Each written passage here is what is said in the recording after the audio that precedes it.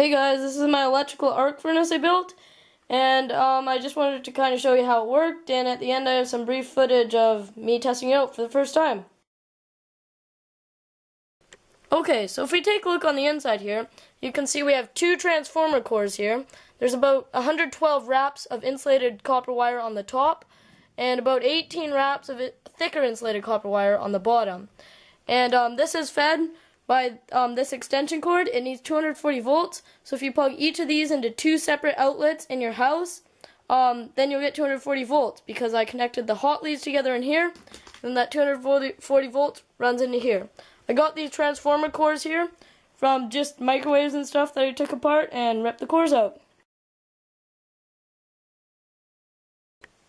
So up above, I just have a handle for carrying it with, and then here's just kind of the wiring, which runs into a switch.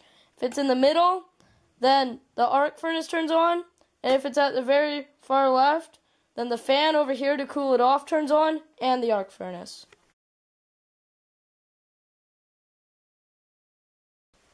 So as you can see down here, I have some thicker insulated copper wire for handling the high currents.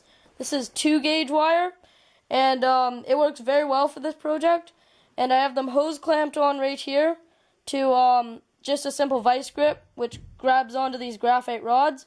Graphite has a very high melting point of 3,500 degrees centigrade, so they shouldn't melt from the high temperatures this thing produces.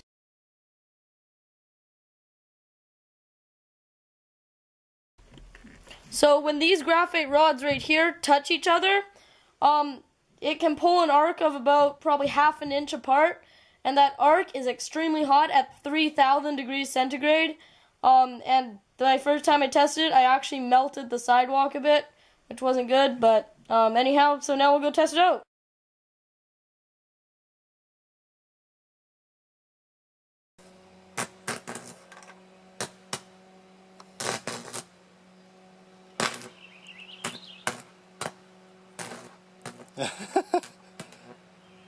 Well, you're starting things on fire, buddy. Okay, don't burn my cement.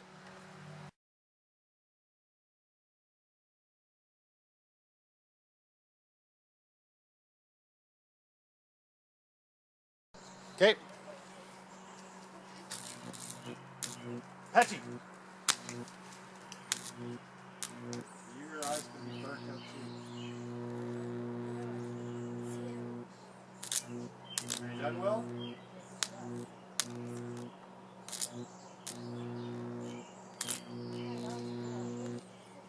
Okay, done.